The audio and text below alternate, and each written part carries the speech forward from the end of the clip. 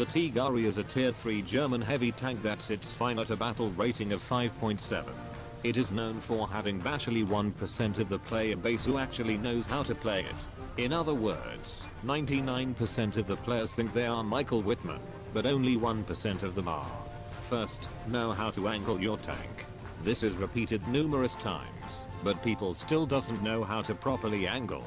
They still think that this tank is godlike and couldn't be penetrated from any angle at any range by any gun.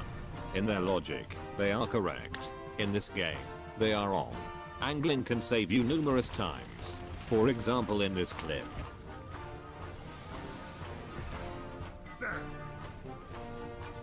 Increasing your survivability will also increase the chances of you winning, and winning gave you more credit and research points. Angling can also increase the number of shell shot at you, which means more SP for you and the enemy. You angle to a point here, your cannon barrel lies directly above the corner of your tank. This is by far the simplest way of remembering which angle you should angle at. Second, you are not invincible. Apart from angling, tactics should also be used when fighting other tanks. Recognize the enemy tank. Think of what the enemy cannon might be, and if the cannon has a caliber of 90mm or above, your chances of surviving even when angled would be slim. This is added to the fact that most tanks equipped with that sort of cannons have enough frontal armor to absorb your shots like tickling. If you want to see whether your shell could go through the enemy armor, I highly recommend using the shot simulator under the protection analysis under the armor tab in the hangar. So what you should not do here is call for help, since teamwork isn't a thing since the start of the game beta release. What you should do is to outflank the enemy and shoot at their thin side hull armor.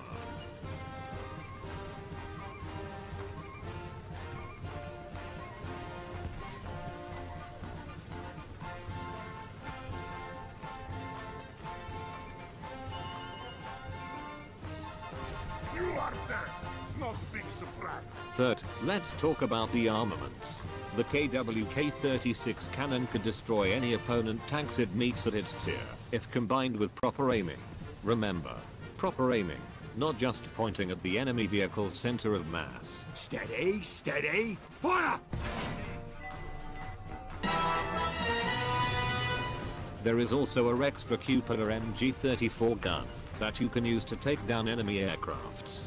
It is pretty easy, as long as they are moving in a straight line towards you. But this machine gun is only suitable for engaging planes, not tanks, since this is not a Saunders 12.7. The mobility on this tank is okay. It could be slow while off-roading on some maps such as the White Rock Fortress.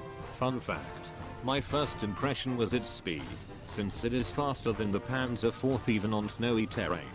For modifications, take parts and FPE first, then the horizontal drive or adjustment of fire, crew replenishment, get elevation mechanism next, and finish off the mobility tree. Crew skills, weapon reloading so you can spam pure area and shells more often. Leadership to increase your overall combat effectiveness. Targeting since your turret traverse is pretty slow compared to others. Ranger finding to better snipe off enemy tanks that doesn't even know what hit them. Field repair since basically every component in your tank will often get damaged with any shot going through. And then whatever you want. Before a battle, bring 29 or 61 APCBC shells. Although they doesn't really matter, since after a stupid update some ammo are stored in here which makes you only able to get them out when you have 8 shells left. Why APCBC shells? Since most enemy you face at that tier mostly have angled armor and APCR only works best when on flat armor. Also, heat shells shouldn't be used because they offer less penetration and post-penetration damage. Now go out there and mess up the Kamabu and Friabu's plan.